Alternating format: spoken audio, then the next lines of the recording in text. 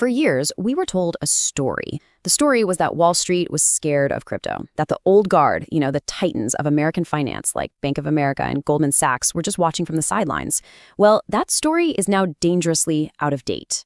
Look, if you're still waiting for some big signal that the major US banks are finally getting into crypto, you've already missed it. You're too late. The migration has already happened.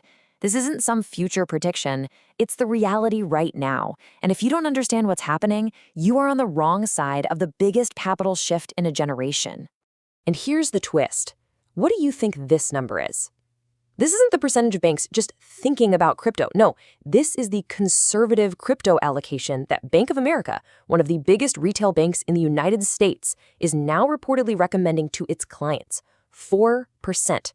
This isn't some niche Wall Street game anymore. This is being pushed directly into your neighbor's portfolio. So stick with me, because by the end of this briefing, I'm going to walk you through the 3 distinct phases of this institutional takeover, the phases that are quietly reshaping the entire financial world as we speak.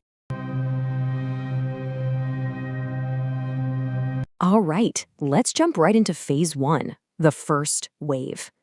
We are so far past internal memos and research papers. Wall Street is now on the front line. They are actively, directly offering crypto products.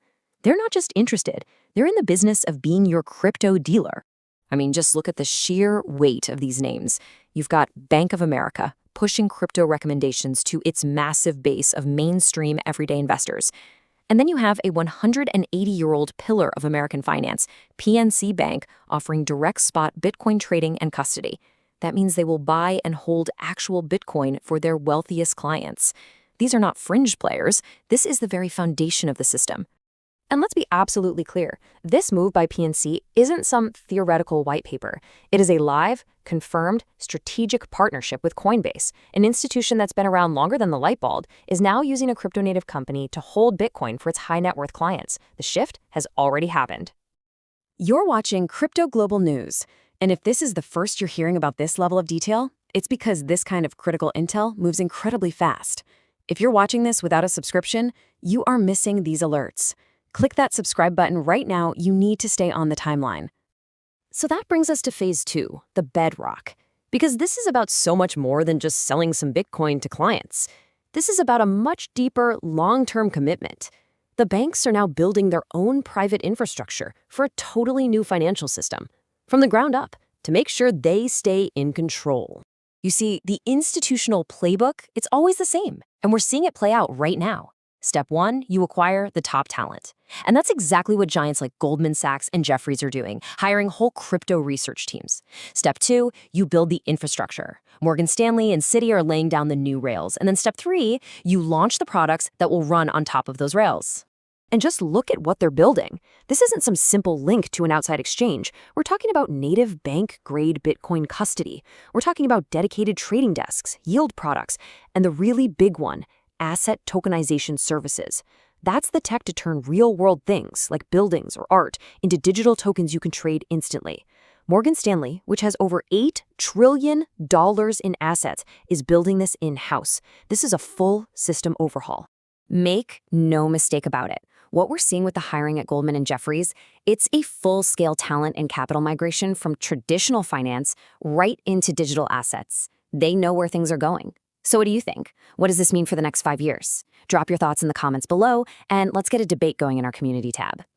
So, okay, all of the banks are building their own private systems. This leads us directly into phase 3, and it's a massive global problem that they've created for themselves. As they build these digital fortresses, how on earth do you connect all the islands?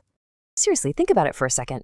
If Citi has its own private ledger, and JP Morgan has its own, and Deutsche Bank has another one, you don't have a new financial system. What you have are thousands of separate digital islands that can't talk to each other, that can't transact. This fragmentation, it's the single biggest hurdle standing in the way of a truly global, tokenized economy.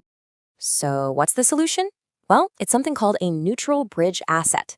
It's pretty simple, really. It's a digital currency that isn't owned or controlled by any one bank or any single government.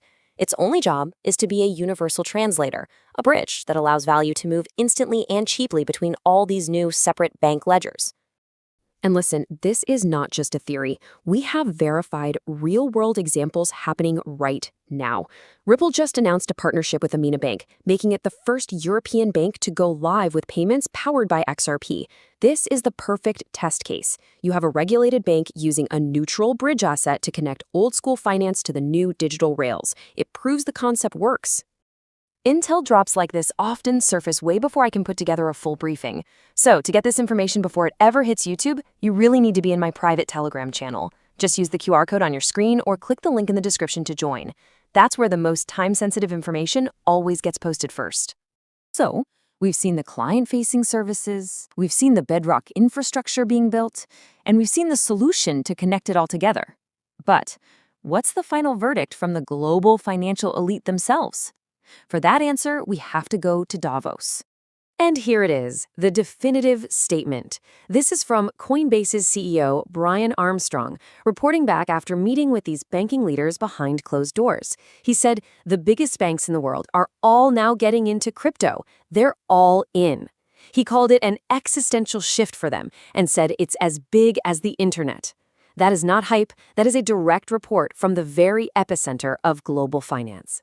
Armstrong even revealed that a CEO of a top 10 global bank told him directly that crypto was their #1 priority. Just let that sink in. Not AI, not geopolitics, not inflation. Their #1 focus is crypto. That right there is the final confirmation. So, where does all of this leave us? I mean, the evidence is overwhelming, and the verdict from the top is in. But this institutional onslaught, it's far from over. And that leads to the single most important question. What is the next move? Let's just recap the facts real quick. The banks are in, the Bedrock infrastructure is now built, the capital and the talent have already migrated. A new wave of capital isn't just possible at this point, it's absolutely inevitable. And that next wave, it's going to be the tokenization of real-world assets.